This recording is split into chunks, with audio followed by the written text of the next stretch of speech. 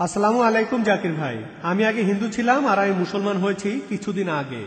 আমি আপনাকে এখন যে প্রশ্নটা করতে চাই, যখন কোনো মহিলা তার গর্ভে সন্তান ধারণ করে, ইসলামে গর্ভপাত নিষিদ্ধ, কিন্তু কোনো মহিলার যদি মেডিকেল প্রবলেম থাকে, রক্তশূন্যতায় ভোগে, অথবা কিছুদিন আগে যে সন্তান প্রসব করেছে আর এমন অবস্থায় সবসময় তার জীবনের উপর ঝুঁকি রয়েছে, অমুসলিম ডাক্তাররা বলেন গর্ভপাত করিয়ে ফেলতে, মুসলিম ডাক্তাররা বলেন এটা হারাম। আর যেসব ডাক্তাররা একটু আধুনিক তারা বলেন যে যদি সন্তান 40 দিন গর্ভে থাকে, 40 দিনের আগে গর্ভপাত করা যাবে, 40 দিনের পর করা যাবে না। ইসলামিক কোনো আইনে অনুমতি দেওয়া হয়নি। এটা কি ঠিক নাকি ভুল? ভাই, আপনি একটা প্রশ্ন করেছেন। আপনি বললেন যে এখনকার দিনে অনেক ক্ষেত্রে গর্ভপাত ঘটানো হয়, কিন্তু পবিত্র কোরআনে কোনো গর্ভপাতের অনুমতি দেওয়া হয়নি। এমনকি যখন মায়ের জীবনের উপর ঝুঁকি থাকে, পবিত্র কোরআনে গর্ভপাত নিয়ে বলা হয়েছে। সূরা আনামের 151 নম্বর আয়াতে উল্লেখ করা আছে। এছাড়াও সূরা ইসরার 31 নম্বর আয়াতে উল্লেখ করা আছে, বলা হয়েছে তোমাদের সন্তানকে দারিদ্র্যের ভয়ে হত্যা করিও না, কারণ উহাদিগকে আমিই রিজিক দেই এবং তোমাদিগকেও দেই, নিশ্চয়ই উহাদিগকে হত্যা করা মহাপাপ।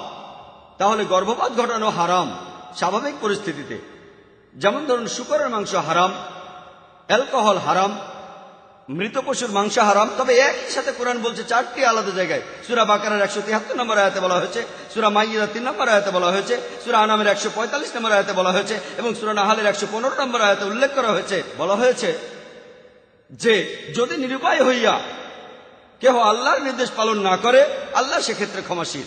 যদি নিরুপায় হয়ে আপনি আল্লাহর নির্দেশ পালন না করেন, আল্লাহ সেক্ষেত্রে ক্ষমা করবেন। ধরুন অনাহারে মারা যাচ্ছেন, শূকরের মাংস ছাড়া খাওয়ার কিছুই নেই, তখন সেটাই হালাল হয়ে যাবে, সেটাই হালাল।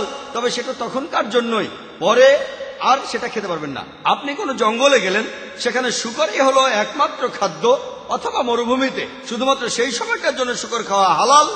আপনি যদি শহরে ফিরে আসেন, তখন ওটা আবার হারাম। একইভাবে গর্ভপাত, শুধুমাত্র সন্তান চান না এজন্য গর্ভপাত ইসলামে হারাম এবং গুরুতর পাপ। কিন্তু এতে যদি মায়ের জীবনের উপর ঝুঁকি থাকে, সেক্ষেত্রে এটার অনুমতি আছে, কারণ ইসলাম ধর্মে সন্তানের জীবনের চাইতে মায়ের জীবন অনেক বেশি মূল্যবান। সন্তান তো এখনো জন্মগ্রহণই করেনি। আমি জানি যে কিছু ব্যক্তি এভাবে বলেন 40 দিনের পর গর্ভপাত করা যাবে না, 40 দিনের আগে এটা করা যাবে। কোরআন এখানে খুবই পরিষ্কারভাবে বলছে যে যদি জীবনের উপর হুমকি আসে, অনিচ্ছাকৃতভাবে যদি আল্লাহ তাআলার নির্দেশ অমান্য করেন, এটা নিষিদ্ধ নয়। যদি ডাক্তার বলে যে আপনার হার্টের সমস্যা আছে আর প্রসব যন্ত্রণায় আপনার হার্টের ক্ষতি হবে, মা তাহলে মারা যাবে, তাহলে সেক্ষেত্রে গর্ভপাত করানো উচিত। কারণ ইসলাম অনুযায়ী আপনি ছোট কোনো ক্ষতি এড়ানোর জন্য বড় ক্ষতি করতে পারেন না। সন্তানের মা একজন পূর্ণবয়স্ক মানুষ, তার জীবন সন্তানের জীবনের চেয়ে দামি। সন্তান তখন নিজে একা একা বাঁচতে পারে না। তাহলে যদি সন্তানের জন্য মায়ের জীবন ঝুঁকির মধ্যে থাকে, ইসলাম অনুযায়ী গর্ভপাত করানো যাবে। যদি কোনো ঝুঁকি না থাকে, তাহলে সেটা হারাম। আশা করি উত্তরটা পেয়েছেন।